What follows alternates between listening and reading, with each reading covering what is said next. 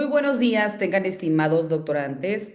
Les saluda con el gusto de siempre la doctora María Catalina Domínguez Nájera y es un placer para su servidora, a nombre de la Universidad José Vasconcelos, poder llevar a cabo la disertación de nuestra segunda sesión virtual de la materia que lleva por nombre Filosofía de la Educación y Teoría del Conocimiento. Para ello le pido por favor al doctorante Carlos Javier me puede indicar si me ve y si me escucha de manera correcta para que luego entonces podamos dar inicio con la disertación de los temas inherentes al día de hoy. Muchísimas gracias. Buenos días, doctora. Sí, sí se escucha bien. Se escucha y se oye bien. Perfecto, muchísimas gracias. Bueno, vamos a dar inicio con la disertación de los temas y en el momento que el resto de sus compañeros se agregue, con muchísimo gusto, le damos el uso de la voz también. ¿Usted me indicó que estaba esperando ingresar a la sala en el grupo? No, ¿o es alguien más? No, doctora, es alguien más. Yo entré con la clase pasada, pero después me Ok. salí y ya entré bien sin problema. Ah, perfecto, porque están indicando que no pueden acceder. Estimados doctorantes, no hay ningún detalle en el acceso. Sus compañeros ya se encuentran en la sala. Pudieran verificar, por favor, porque damos inicio con la materia. Muchísimas gracias. Bueno, vamos a dar consecución a los temas. En la sesión pasada, quienes ya pudieron visualizar dentro de la plataforma institucional, se encuentra debidamente impactada la clase anterior, en donde hablábamos propiamente de algunos de los temas que forman parte de nuestro plan de estudios y que se compartieron de manera específica a través de nuestra plataforma donde se señala nuestro plan de estudios. En ese sentido, bueno, vemos que existieron diferentes temas, diferentes subtemas al hablar de la filosofía de la educación, al hablar de los conceptos de filosofía, al empezar también a reconocer los avances dentro del proceso pedagógico fundamental, dentro de la teoría del conocimiento, la filosofía netamente educativa, la vinculación que existe entre estas. Y el día de hoy vamos a dar continuidad retomando algunos temas como por ejemplo hablar de axiología de manera genérica, luego entonces axiología educativa, la teleología, teleología educativa. Vamos a retomar también la cultura y los valores educativos. Hablaremos también de la filosofía de la educación en la antigüedad, en la época moderna y luego entonces culminaremos con la época contemporánea. Y para ello, bueno, primeramente partimos acerca del reconocimiento de lo que es la axiología. De manera genérica, entendemos por axiología esta rama de la filosofía, ¿verdad? Y al ser parte de la filosofía, pues de manera inmediata nos lleva o nos remota a poder cuestionarnos el qué, el por qué y el para qué de las cosas, ¿no? Sin embargo, dentro de la eminencia axiológica, va más allá estudiando los valores, la naturaleza y también el fundamento, ¿verdad?, de estos valores. Y por tanto, vemos que la axiología es aquella que se va a encargar de analizar qué son los valores, cuáles son los objetivos que persigue, si estos son netamente objetivos, si son subjetivos, es decir, si parten desde la concepción individual o personalísima, si es aquello que se empieza a moldear a partir de algo impuesto socialmente hablando, si son universales, si son relativos o cómo también estos van a sopesar en el comportamiento de cada uno de nosotros y luego entonces en la materialización frente a una colectividad. De igual manera, cuando hacemos referencia a la axiología, también no nada más contempla los valores, sino que también conoce o reconoce a los antivalores y también empieza a analizar los fundamentos para poder emitir un juicio de valor. Dentro de estos reconocimientos de tanto de valores como de antivalores, empiezan a desencadenar también ramas principales que se encuentran en el estudio axiológico y por ello encontramos a la axiología jurídica, a la axiología del trabajo y a la que nosotros nos compete estudiar, que es propiamente la axiología educativa. Focalizando dentro de la axiología educativa, vemos que es aquella que se encarga de estudiar cómo estos valores influyen en los procesos de enseñanza-aprendizaje y que también estos van moldeando la vida o el comportamiento de las personas. Recordemos que hoy en día la educación que se nos exige, ¿verdad? No nada más es transmitir un conocimiento emanado de una currícula o de un plan de estudios, sino que también a la par tenemos que complementarlo mediante una educación valoral, para que luego entonces no nada más estemos formando alumnos, ¿verdad? Con un acrecentamiento para obtener un grado académico, sino que también a la par estemos transmitiendo y formando a personas que el día de mañana sean mejores seres humanos hacia sí mismos y hacia la humanidad o hacia el mundo como tal, ¿no? Cuidando el medio ambiente, cuidando a la diversidad, cuidando a la flora, a la fauna, a todo aquello que de manera conjunta forme a individuos mucho más empáticos a las necesidades y al cuidado del medio ambiente. Por ello, vemos que la axiología educativa es esta rama de la filosofía que, como hemos comentado, ¿verdad? Estudia los valores en el contexto específicamente educativo. De igual manera, cuando nosotros hablamos dentro de esta axiología educativa, esta se enfoca en orientar primero la formación integral de los estudiantes y luego entonces complementarlo o redireccionarlo hacia la ética, hacia la responsabilidad y hacia un desarrollo social. La importancia de hablar de esta axiología educativa, pues se establece para que nosotros tengamos un marco ético y que también tengamos una forma específica de poder homologar criterios al momento de que nosotros estamos realizando un proceso de enseñanza, porque primero nosotros debemos conocer y aplicarlos desde lo que nos corresponde como docentes y luego entonces también correlacionar el conocimiento que tenemos sí o sí que transmitir, más aquella educación basada en valores. ¿Para qué? Para que luego entonces, como hemos dicho, formemos a ciudadanos responsables.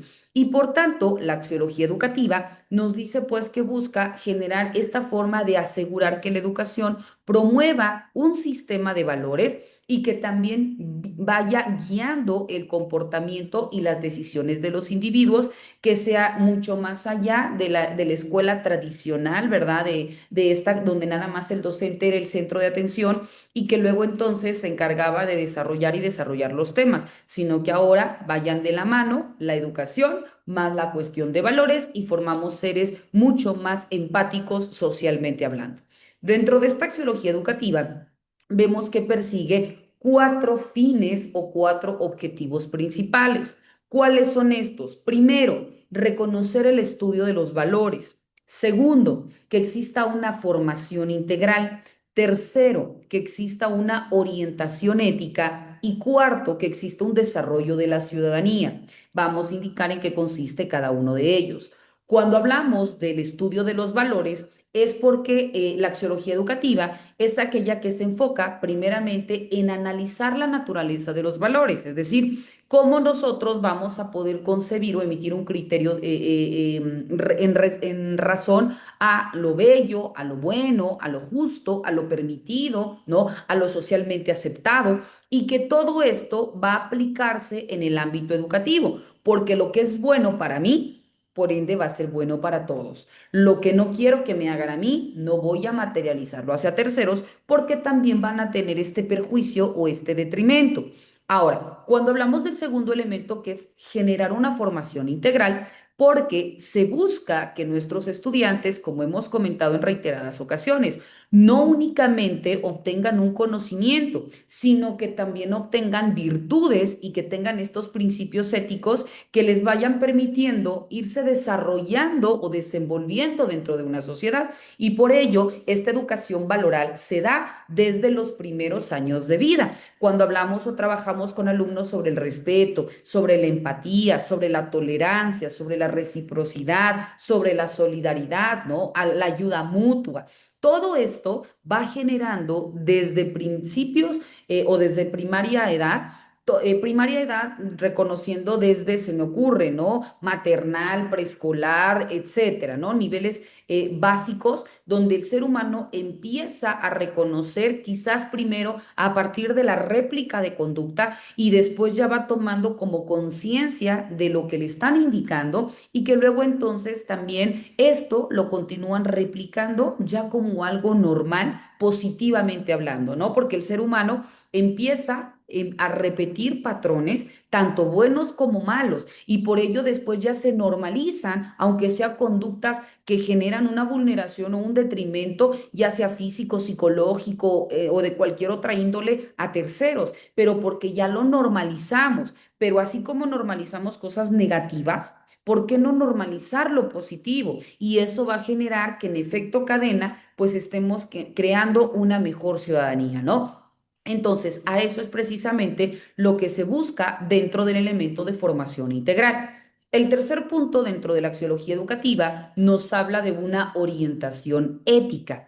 Dentro de la orientación ética es cuando nos proporciona un marco de referencia para que nosotros como docentes y todas aquellas instituciones educativas orienten el comportamiento moral de los alumnos hacia todas estas cuestiones positivas, porque recordemos que la moral es aquello que empieza mediante una cuestión personalísima y que vamos encauzando por todo aquello que es positivo, todo aquello que es socialmente bueno desde mí hacia los demás. Y por último, tenemos el desarrollo de la ciudadanía. Al hablar de este elemento en axiología educativa, vemos que va a contribuir a los estudiantes para que empiecen a generar este tipo de normas sociales, normas culturales y que todo esto se vaya convirtiendo como una cuestión ya admitida dentro de su práctica común y que genere sujetos sociales y ciudadanos responsables, ¿no? Donde todo ello, pues sin lugar a duda, vaya en suma, no únicamente en lo que nosotros vamos a transmitir hacia nuestros alumnos, sino en lo que ellos también van a comprender, porque recordemos que una cosa es lo que nosotros estamos diciendo a través de la palabra hablada, pero si nosotros no ponemos en práctica este tipo de comportamientos, pues también, ¿no? El ejemplo, como se dice coloquialmente, el ejemplo arrastra. Todos estos lineamientos también son puntuales porque van a generar una forma también de réplica de comportamiento por parte de nuestros alumnos. Ahora bien, otro de los temas que también marca nuestro plan de estudios es la cultura y los valores educativos. Cuando hablamos de la cultura y de los valores educativos, estos se encuentran íntimamente vinculados. ¿Por qué? Porque la cultura es aquella que va a establecer las creencias que se van a establecer o se van a particularizar dentro de un contexto social y es la forma también en que se determina cómo influyen los valores que se van a priorizar específicamente en materia educativa.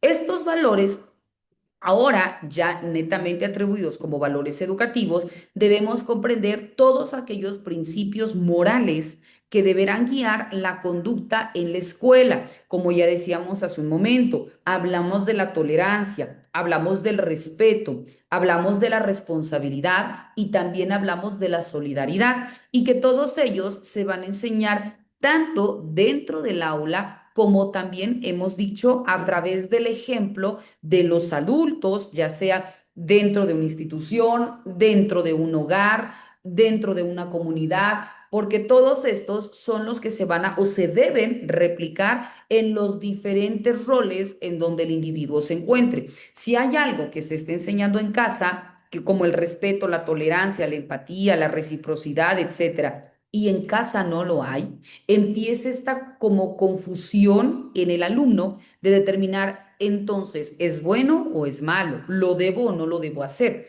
Porque intuyo que cada uno de estos agentes socializadores sopesan en la formación del individuo. Pero si todos, independientemente de donde nos encontremos, guiamos nuestro comportamiento tomando en cuenta la esencia de los valores, no debería existir ninguna contradicción entre unos y otros, porque si hablamos de respeto, pues es lo mismo que se va o se debe de dar en casa, en la escuela, en la comunidad, en una iglesia, no lo sé, en todo aquello donde el individuo haga uso de manera diaria de sus actividades, ¿verdad? Y que luego entonces se deben de materializar para que persigan un mismo fin. De igual manera, se dice que la educación en valores busca formar a ciudadanos específicamente válidos dentro de la moral, pero también para que el día de mañana, en ejercicio ya de la ética, porque no es lo mismo, pero va de la mano la ética y la moral, al momento de estar ejerciendo bajo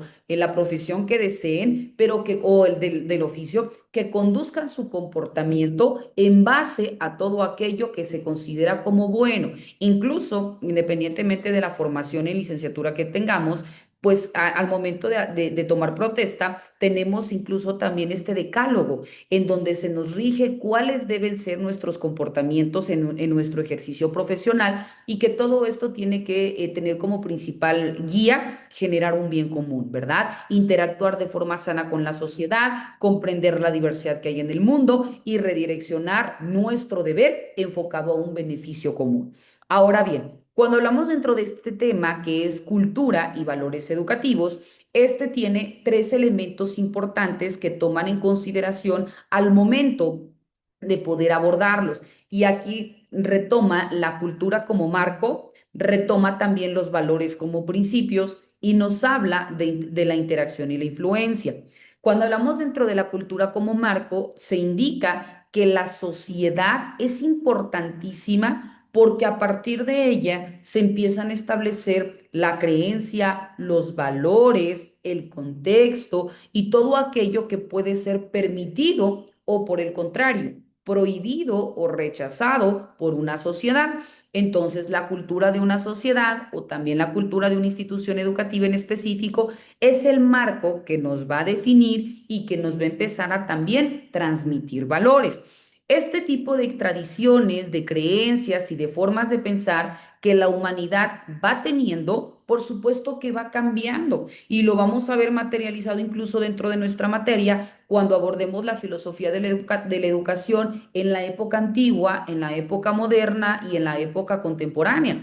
Estamos hablando de la esencia misma de la transmisión de la educación, tomando en cuenta valores, creencias, etcétera, pero por supuesto que no es lo mismo que se ha gestado en uno y en otro año, ¿verdad? ¿Por qué? Por la ideología social, por los precursores, por las corrientes, por la forma en que nos encontramos como individuos y que todo esto va marcando también el impacto educativo, ¿no? Podemos hoy en día decir, pero ¿cómo se permitían este tipo de prácticas? Pero para poder entenderlo, tengo que situarme dentro de la cultura en ese momento para luego entonces poder entender por qué tenía este impacto. Porque cada una de ellas, por supuesto que tenía cuestiones positivas, ¿no? Tan es así que fue precisamente cómo se inicia este modelo educativo, ¿no? Tomando en cuenta, por supuesto, todos sus antecedentes. Entonces, vemos pues decíamos que la creencia, los valores, las tradiciones, las formas de pensar de una comunidad influyen en el comportamiento para que estos sean considerados como correctos, como deseables, como permitidos o como aceptados.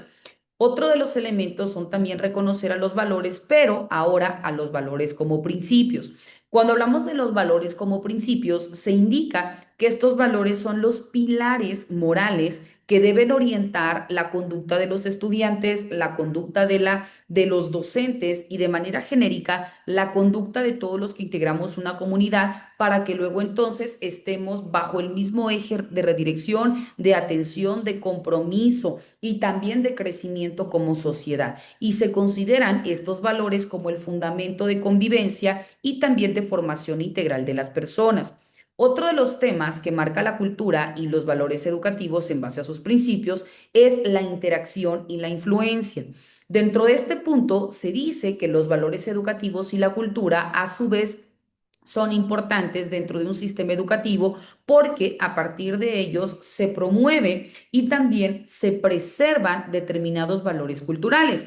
Esta interacción dialéctica permite que los proyectos educativos se vayan desarrollando y que estos vayan persiguiendo un propósito o un fin en particular. Dentro de ellos podemos citar, como comentábamos, el respeto, la responsabilidad, la tolerancia, la solidaridad, al hablar de la empatía, etcétera, ¿no? Sabemos que el respeto es este valor en base al entorno de las normas sociales y también aquellas que se van reconociendo en diferentes formas o tomando en cuenta la diversidad en cuanto al pensamiento. Yo respeto, quizás no comparto o no valido tu punto de vista, pero simplemente respeto esa diversidad, ¿verdad? No entro en una confrontación porque recordemos que lo bueno y lo malo puede ser también, o las formas o los argumentos que cada uno otorgue acerca de un fin en específico son subjetivos, ¿no? Tomando en cuenta el contexto, las circunstancias, etcétera, pues también van moldeando determinados lineamientos. Entonces, siempre y cuando respetemos los posicionamientos de cada uno, estaremos validando su visión. No la podemos compartir, pero no le estamos restando crédito, no le estamos invalidando. Otro de los temas importantes dentro del rubro de valores habla de la responsabilidad, que es este grado de conciencia de las obligaciones, pero también de los deberes propios en el ámbito escolar y también en el ámbito social. Hablamos también de la tolerancia. La tolerancia es aquella que va a fomentar la aceptación y que también va a fomentar el respeto hacia las diferencias de otros. De igual manera, encontramos a la solidaridad, que son todos aquellos valores que permiten el trabajo en equipo, que permiten que exista una ayuda mutua, que permiten que exista un fortalecimiento de manera genérica en lo que conocemos como un tejido social, en aquella ayuda, aquella cooperación, aquella forma en donde nos ayudamos unos con otros y que nos vamos y que tiene como fin último llegar hacia un mismo puerto. Y cuando hablamos de la empatía, es esta capacidad de ponerse en el lugar de los demás, ¿no? Como coloquialmente se dice, ponerme en los zapatos del otro para poder entender nada más el por qué está teniendo quizás ese comportamiento, quizás por qué pasan este tipo de circunstancias, y esto es clave para que exista una convivencia sana. Otro de los temas que marca nuestro plan de estudios es hablar específicamente de la teleología. La teleología, de manera genérica, es aquella que nosotros debemos concebir como el estudio de los fines o de los propósitos de las cosas. La teleología se basa específicamente en la idea que todo el universo, tanto en el mundo natural como en la vida humana, tiene una finalidad o tiene una meta en específico. Por ejemplo, cuando nosotros estamos hablando de la teleología, debemos de empezar a reconocer su origen etimológico. Y aquí nos indica que primeramente viene de la palabra telos, que significa fin o también como propósito, y luego cuando hablamos de la palabra logía, es propiamente el discurso o el estudio. Entonces hablamos del estudio del fin último de las cosas. Dentro de la filosofía es esta rama de la metafísica que se enfoca en estudiar o comprender las causas finales, ¿no? Es decir, todo aquello que nosotros podemos utilizar para poder explicar o para poder comprender un objeto o también un evento en función al propósito que persigue. Vemos que al hablar de teleología, pues también ha sido importante desde la cosmovisión de diferentes pensadores o filósofos, como por ejemplo podemos citar a Platón y Aristóteles, quienes empezaron a utilizar a la teleología para poder explicar el orden del universo, y que también aquí figura Immanuel Kant acerca del reconocimiento de la forma de interpretación subjetiva, acerca de la validación de las cosas. Dentro de este elemento, decíamos también que la importancia radica específicamente dentro de la teleología educativa. Ya entrando en materia, la teleología educativa es también el estudio de los fines y los propósitos, pero ahora de la educación, ¿verdad? Entonces, aquí es en donde empezamos nosotros a cuestionarnos en el por qué y en el para qué de la educación. Y aquí es en donde se empieza a centrar la finalidad y los objetivos que van a guiar en el proceso educativo. Aquí es en donde empezamos a identificar cómo debemos nosotros transmitir este conocimiento, cómo vamos nosotros a crear o a formar ciudadanos responsables, o también cómo vamos nosotros a lograr este desarrollo de habilidades para la vida y para la sociedad, específicamente dentro de nuestros alumnos. Cuando hablamos dentro de la teleología educativa, esta tiene características principales. Dentro de sus características principales se indica que son cuatro. ¿Cuáles son estas? Primera, el enfoque que persigue o los fines que persigue. Segundo, la orientación en base a su propósito. Tercero, el análisis de ese propósito. Y cuarto, la reflexión filosófica que va a tener en materia educativa. Y vamos a analizar en qué consiste cada uno de ellos.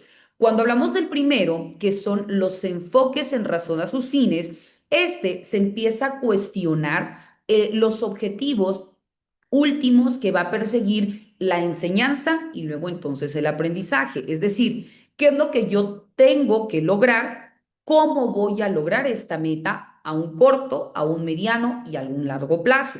Ahora sí, y empiezo a desarrollar en base al objetivo. Ejemplo, si estoy en primero de primaria, mi objetivo es que el alumno lea. Ah, ok.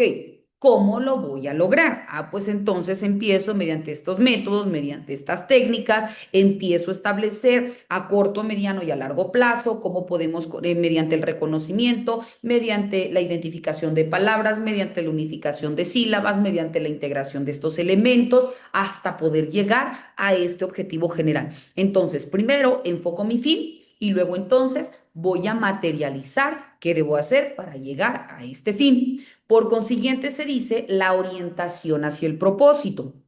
Esta orientación hacia el propósito es aquella que va a concebir a la educación como un proceso y por tanto va a tener una dirección y va a tener un fin en específico. Y esto va más allá de una simple transmisión de conocimientos porque nos indica que debe existir este acompañamiento a lo largo de todo el proceso para que yo pueda ir identificando las áreas de oportunidad, reforzando también aquellos vacíos que se presenten, trabajando de una manera mucho más precisa en todo aquello que no pueda quedar del todo claro y también validando aquellos elementos o aquellos logros que también se van alcanzando. Y esa es una orientación hacia el propósito, todo aquel proceso de acompañamiento de principio a fin que se da dentro de la transmisión de conocimientos.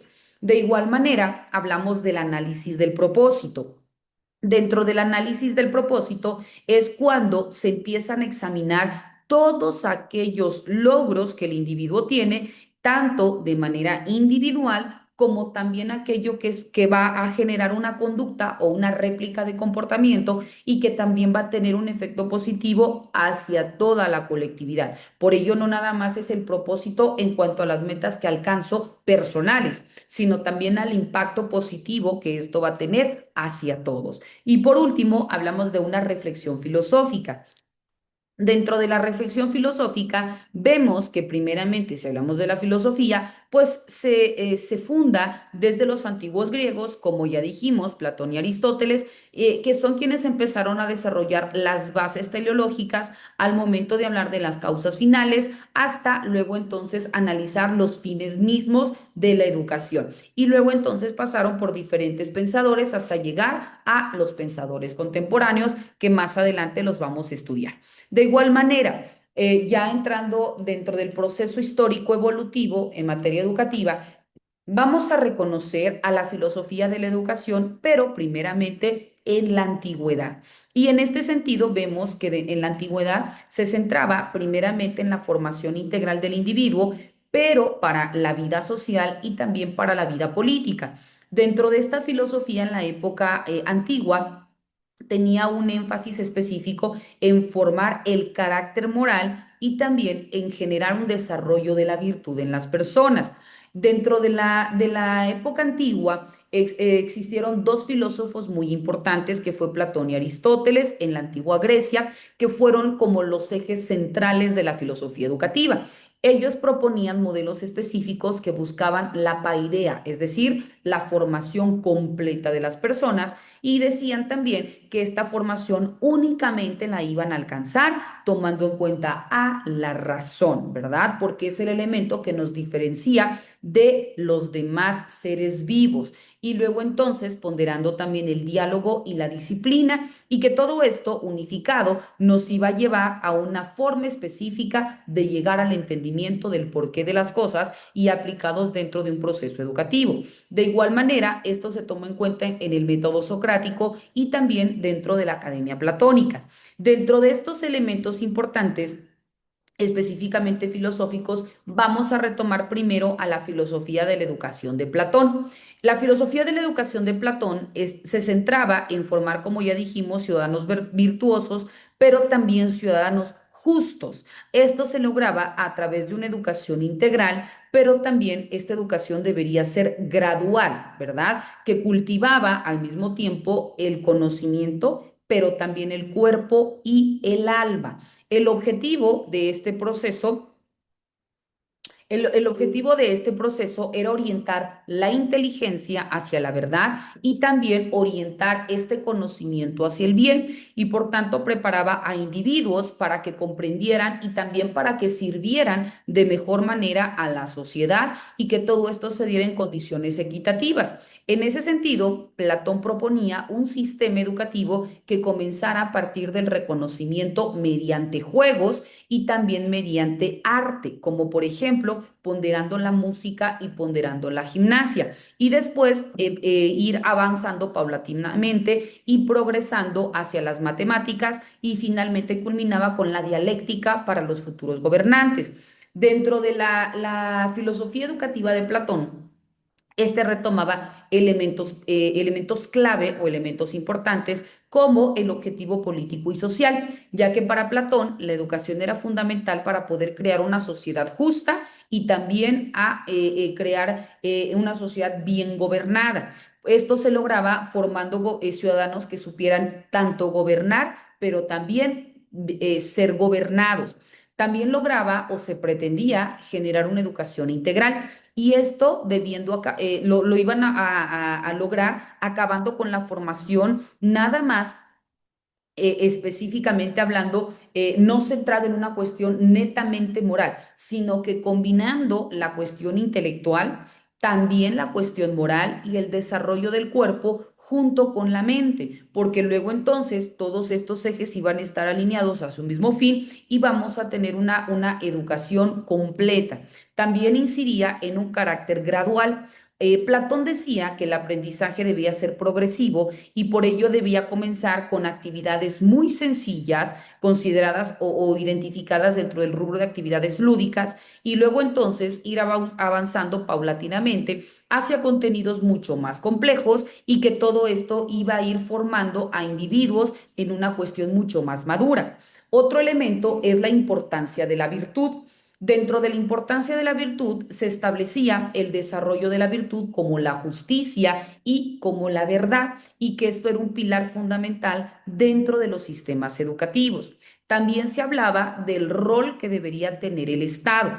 Esto se establecía porque la sociedad y los gobernantes tenían responsabilidades específicas que eran la de educar a todos los individuos y luego entonces asegurar que la educación fuese gratuita, fuese equitativa y también fuese de alta calidad. De igual manera, reconociendo los roles que tenían tanto los padres como también los maestros, puesto que la educación inicial se consideraba como una responsabilidad directa de los padres y esto era hasta determinada edad. Después de ella pasaba a ser una tarea de la sociedad a través de sus maestros y a través de prácticas que se continuaban replicando desde toda la sociedad. Y después también se hablaba de un método lúdico en donde Platón creía que los niños aprendían mejor y se les despertaba también el interés a través del juego. Entonces, el juego era este método de enseñanza fundamental con la cual Platón trataba de poder llegar a esta transmisión de información.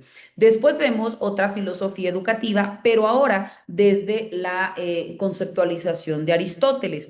Dentro de esta vemos que centra también la formación en razón al carácter virtuoso para poder alcanzar la felicidad, que era el fin último que Aristóteles decía que el ser humano, el fin último que debería de tener era alcanzar la felicidad, o lo que le conocía como la eudoimonia, y también mediante la creación de ciudadanos responsables. Entonces, Aristóteles tenía un enfoque holístico que abarcaba tanto el desarrollo intelectual, el desarrollo físico, pero también el desarrollo moral y dividía a la educación en diferentes etapas. De igual manera, defendía una educación pública que fuera una educación universal y que fuese una educación permanente. También Aristóteles establecía que la enseñanza debería centrarse en el aprendizaje del alumno y por ello enfatizaba en la importancia de poder cultivar el juicio ético y también de cultivar la razón tanto en la cuestión de hábito como también en la cuestión de práctica. Dentro de la filosofía educativa de Aristóteles ponderaba también determinados principios. Primero, en base a la formación ética y cívica. Segundo, en razón al fin último, que era la felicidad. Tercero, en razón a que tenía o debería tener un enfoque equilibrado. Cuarto, en que la educación debería ser pública y para todos. Quinto, hacía énfasis en el aprendizaje del alumno. Después también reconocía que debería existir una división por etapas y la importancia en razón a la pregunta y por consiguiente que existiera una educación permanente. Cuando hablamos de la primera, que habla de la formación ética y cívica, Aristóteles decía que la educación buscaba cultivar virtudes. Dentro de estas virtudes reconocía a la valentía, a la templanza y también a la prudencia, y que todo esto se iba o se debería realizar a través de un hábito. Este hábito guiaba a los individuos para ser buenos ciudadanos y que luego entonces esto tuviera una réplica dentro de su polis. Después se hablaba del fin último, que era la felicidad. Dentro de la felicidad se indica que el objetivo final de la educación era precisamente el desarrollo integral de las personas para que alcanzaran su máximo potencial y luego entonces lograran la felicidad. Aristóteles la asociaba con la actividad racional y virtuosa. De igual manera, se pretendía lograr un enfoque equilibrado.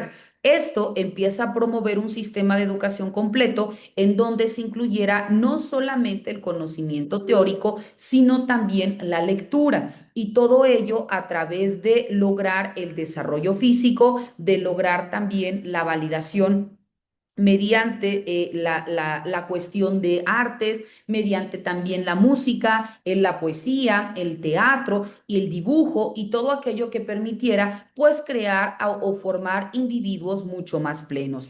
De igual manera se hablaba de una educación pública y para todos. Por ello se aboga por un sistema ético público que fuese impartido por el Estado y que fuera igual para todos. Entonces, en este sistema reflejaba un enfoque democrático para que todos pudieran acceder en igualdad de circunstancias. También se enfatizaba en el aprendizaje del alumno y por ello se sostuvo que la efectividad de la enseñanza se medía únicamente a partir de todo aquello que el alumno aprendía y por ello se consideraba la función vital como aquel acto de aprender, ¿verdad? No nada más el acto de enseñar o transmitir una información, sino que tanto el alumno está comprendiendo, está aprendiendo y está poniendo en práctica. Para ello, Aristóteles realizaba una división, perdón, de la educación por etapas y esta la dividía en tres, que primero estaba la primera etapa que era de 0 a 7 años, la segunda que era de 7 a 21 años y la tercera que era de 21 años en adelante. La primera, que era de 0 a 7 años, era lo que Aristóteles consideraba como el periodo de socialización, pero también como un periodo de desarrollo de hábitos, donde el juego pues era considerado como indispensable, ¿verdad? Porque era la forma mucho más sencilla o el método lúdico para poder obtener un conocimiento. De los 7 a los 21 años de edad era cuando entraba la educación pública obligatoria, con énfasis en lectura, en escritura, en dibujo, en música y en gimnasia. Y por último, entraba la etapa de los 7 a los 21 años, que era cuando se continuaba con una educación liberal y pública, incluyendo materias como matemáticas, como lógica, como metafísica, pero también tomando en cuenta la educación física y la instrucción militar.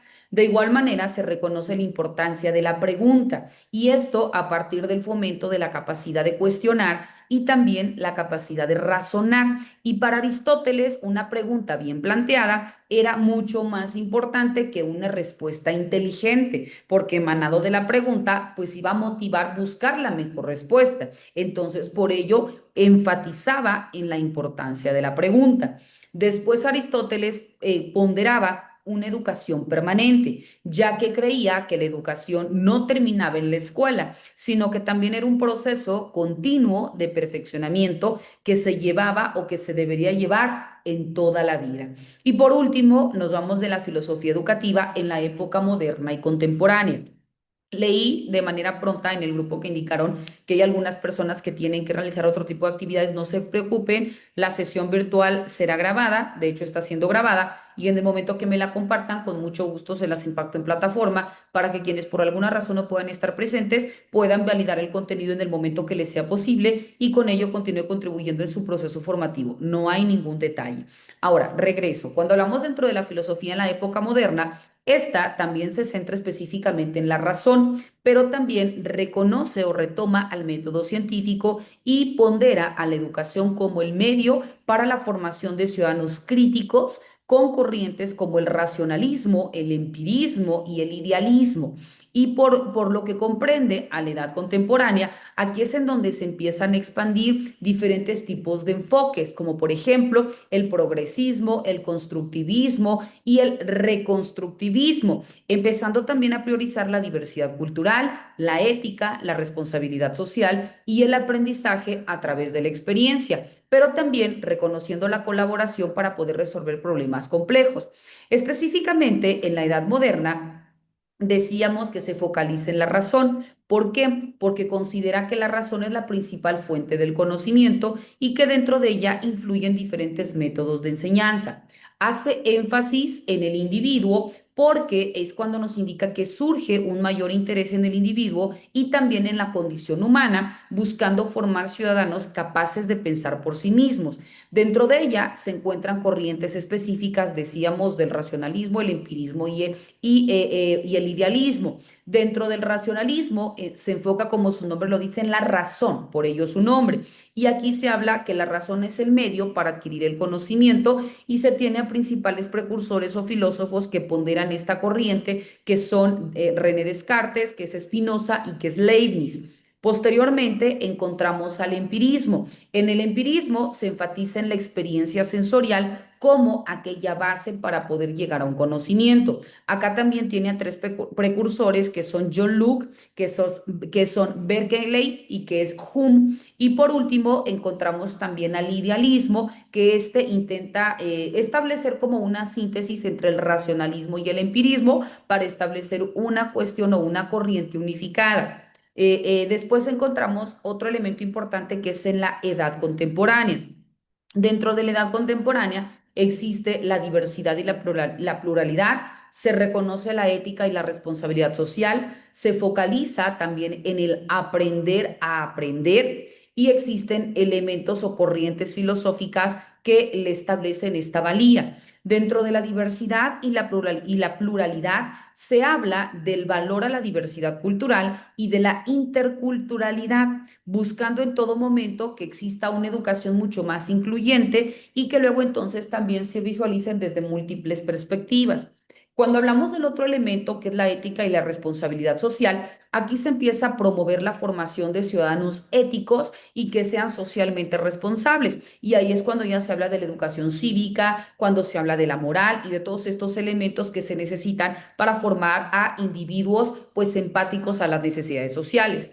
También se focaliza en el aprender a aprender, ¿verdad? Es cuando hablamos de la educación moderna, que enfatiza la resolución colaborativa de problemas, pero también mediante la integración de disciplinas y que no nada más recaemos en la forma de memorizar las cosas, porque la memoria, si bien es cierto, es importante, pero es aquella que te puede servir para obtener un conocimiento a corto plazo. Pero cuando hablamos del aprender a aprender, es tomar este tipo de conocimiento, pero complementándolo con otras herramientas para que el conocimiento te quede para siempre, ¿no? Que lo puedas utilizar en todos aquellos casos que te sean necesarios y que estés en un constante aprendizaje, pero que este conocimiento lo tengas de manera, pues, como decíamos, ¿no? De manera perpetua y lo puedas utilizar para diferentes fines. Dentro de esta época moderna también existen diferentes corrientes ideológicas que le dotaron esa certeza o validez y aquí ponderamos a el progresismo. En el progresismo vemos que se centra en la experiencia, pero también se centra en la resolución de problemas, donde el estudiante es el centro del proceso de aprendizaje. Hablamos del constructivismo, como su nombre lo dice. Concibe el aprendizaje como un proceso activo en donde el individuo construye su propio conocimiento. Cuando hablamos del reconstruccionismo social, aquí concibe a la educación como una herramienta para la transformación social, pero también para que existan estas críticas a las estructuras que ya existían. Y por último, hablamos netamente del existencialismo, que es aquel que enfatiza en la libertad individual y también en la responsabilidad y en la experiencia de la existencia a partir de todos estos elementos que nos van a llevar a validar o a comprobar cada uno de estos posicionamientos y cómo incide en el día a día. Cuando nosotros partimos dentro de la filosofía, ahora dentro de la filosofía antigua, perdón, moderna, y recordamos la filosofía de la educación de Juan Jacobo Rousseau, este se centra en la educación naturalista, que busca desarrollar al niño de acuerdo a su naturaleza, respetando su libertad y respetando las etapas de su desarrollo. Por ello, prioriza en el aprendizaje a través de la experiencia directa con el mundo, que es a partir de la naturaleza y de las cosas, en lugar de que exista una enseñanza abstracta. Por ello, busca que el niño sea un ser autosuficiente, que sea un ser libre, pero sobre todo que sea un ser feliz. Dentro de esta filosofía de Jacobo Rousseau, pondera la educación natural contra la educación social. Rousseau abogaba por una educación que siguiera las leyes de la naturaleza, en donde, como hemos dicho, permitiera que el niño aprendiera, experimentara y que por eso lograra estos conocimientos por sí mismos. Y de igual manera creía que la sociedad corrompía al ser humano con vicios, ¿verdad? Como el amor propio y como la comparación, por lo que recomendaba criar al niño en el campo y retrasar la educación social hasta la adolescencia. De igual manera, establecía el desarrollo por etapas, por lo cual Rousseau dividió el desarrollo del niño en 5 etapas, que era desde el nacimiento hasta la vida adulta. Cada etapa tenía sus propios objetivos y métodos. Establecía que la educación empezaba en el nacimiento, centrándose en las sensaciones como el placer y el dolor, y el desarrollo de la conciencia de sí mismo en la primera infancia. También tomaba en cuenta el aprendizaje basado en la experiencia, donde proponía el aprendizaje y que éste debería basarse en la acción y en la experiencia, más no en la memorización. Indicaba que el niño debería aprender de las cosas, más no de las palabras, y ponderaba la figura del preceptor como aquel que tenía el rol de guiar al niño en la forma en que obtenía estas experiencias y que lo debería proteger de toda corrupción social. También ponderaba la libertad y la autosuficiencia, ya que creía que la libertad era fundamental para el aprendizaje y por ello el niño debía tener libertad de perder el tiempo, pero hablando de perder el tiempo entre comillas, ya que en esa pérdida del tiempo, pues el niño desarrollaba su curiosidad y por ello también obtenía conocimientos porque ponía en práctica cosas que simplemente desconocía. Y ya que vemos que el tiempo es propiamente de maduración, la meta final era formar un ser autónomo, capaz de gobernarse a sí mismo y que eso lo hiciera pues de manera benéfica para todos. También se hablaba del rol del tutor, porque se decía que el rol el tutor más bien no debería nada más imponer un conocimiento, sino que también debería adaptar el aprendizaje a los intereses del niño. Y por ello el conocimiento se adquiría mejor cuando el aprendiz estaba completamente involucrado en la situación del aprendizaje y por ello combinaba la razón y combinaba también a las emociones.